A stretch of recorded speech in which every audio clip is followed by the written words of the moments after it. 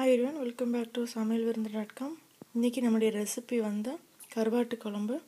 அதுக்கு என்னென்ன இன்க்ரீடியன்ட்ஸ் தேவைன்னு பார்க்கலாம். கருவாடு அதில் ஒரு 3 துண்டு எடுத்திருக்கேன். கருவாடு எந்த விதமான கருவாடும் யூஸ் பண்ணிக்கலாம். அப்புறம் வந்து புளி தண்ணி கரைச்சது 1 கப்பு வேணும். சின்ன வெங்காயம் அது ஒரு 10லேருந்து 12 பாதியாக கட் பண்ணி வச்சுருக்கேன். அப்புறம் கார்லிக்கு 2 பூண்டு, அப்புறம் 1 பச்சை மிளகா அதை கீறி வச்சுருக்கேன். அப்புறம் 1 தக்காளி கட் பண்ணது. அப்புறம் கோகோனட்டு, இது வந்து ஒரு 5 டேபிள் ஸ்பூன் கிரேட்டட் கோகோனட் எடுத்துக்கோங்க, திருவண்ண கோகோனட்டு.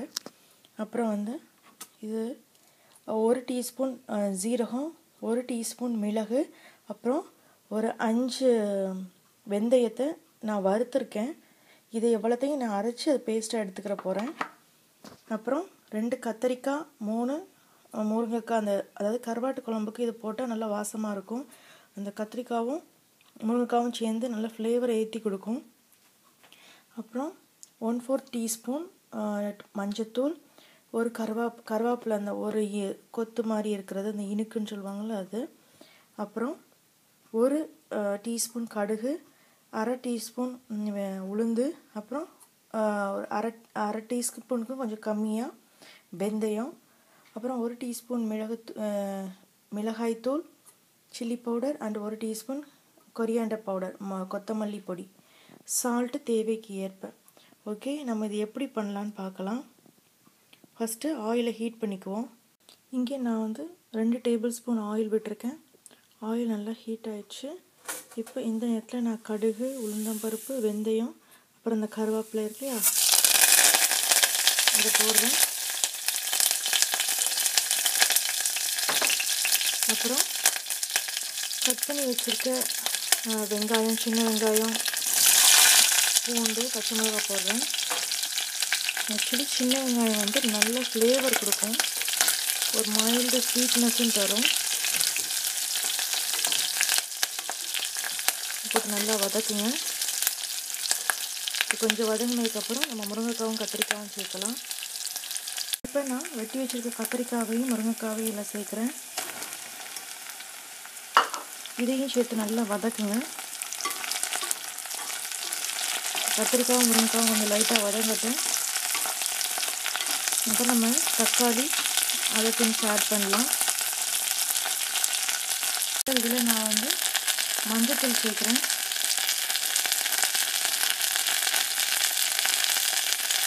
ஒரு 1/4 டீஸ்பூன் மஞ்சத்தூள், அப்புறம் மிளகாய்த்தூள் அண்ட் மல்லித்தூள் போட்டு நல்லா அந்த எண்ணெயிலே கொஞ்சம் சாட்டை பண்ணுங்க.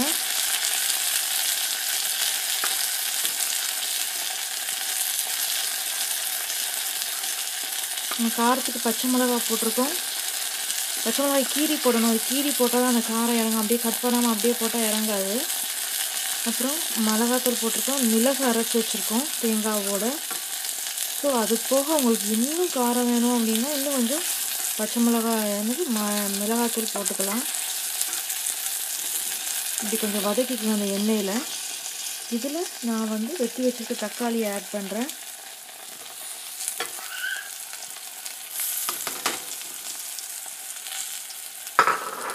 இது தக்காளி கொஞ்சம் மசியட்டும். அந்த உப்பு ஆட் பண்ணிக்கிறேன். உப்பு கருவாட்டு குழம்புக்கு எப்போவுமே பார்த்து தான் ஆட் பண்ணணும். ஏன்னா கருவாட்டில் ஏற்கனவே உப்பு இருக்கும், அதனால கொஞ்சம் கேர்ஃபுல்லாகவே ஆட் பண்ணுங்கள். அது இல்லை அப்படின்னா முதல்ல கருவாடு, அப்புறம் புளித்தண்ணி, தேங்காய் எல்லாம் ஆட் பண்ணதுக்கப்புறம் செக் பண்ணி பார்த்துட்டு அப்புறம் நீங்கள் உப்பு ஆட் பண்ணலாம். இது கொஞ்சம் நேரம் வதக்கலாம். அதுக்கப்புறம் அதை திங்ஸ் எல்லாம் ஆட் பண்ணிடலாம். இதில் நான் செஞ்சிருச்சு. இந்த நேரத்தில் நான் வந்து இந்த புளி தண்ணியை ஆட் பண்ணுறேன்.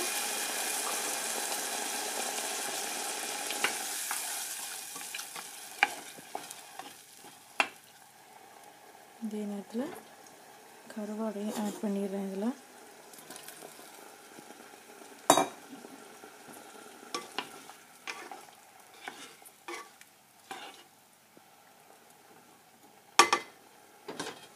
அப்புறம் இந்த அரைச்சி வச்சுருக்க தேங்காய், மிளகு, சீரகம், அப்புறம் வெந்தயம் இருக்குல்ல, அது ஒரு 5 வெந்தயம் தான் போட்டிருந்தேன். அப்புறம் நல்லா வாசம் கொடுக்கும், அதையும் ஆட் பண்ணியிருக்கேன். இது எல்லாத்தையும் இப்போ மிக்ஸ் பண்ணிட்டு சால்ட் செக் பண்ணி பாருங்கள். சால்ட் தேவைன்னா போடுங்க, இல்லைன்னா வேண்டாம். நான் இதை அப்படியே க்ளோஸ் பண்ணி வைக்க போகிறேன். நெக்ஸ்ட்டு ஒரு 10லேருந்து 15 நிமிஷம் வரை நல்லா கொதிக்கட்டும். நான் வந்து ரொம்ப ஹை ஃப்ளேம்லலாம் வைக்கல, மீடியம் ஃப்ளேமில் தான் வச்சுருக்கேன். நல்லா கொதிச்சதுக்கப்புறம் கருவாட்டு குழம்பு எப்படி இருக்குன்னு பார்க்கலாம். ஓகே, இப்போ கருவாட்டு குழம்பு எப்படி இருக்குன்னு செக் பண்ணலாம். நல்லா தளதளன்னு கொதிக்குது.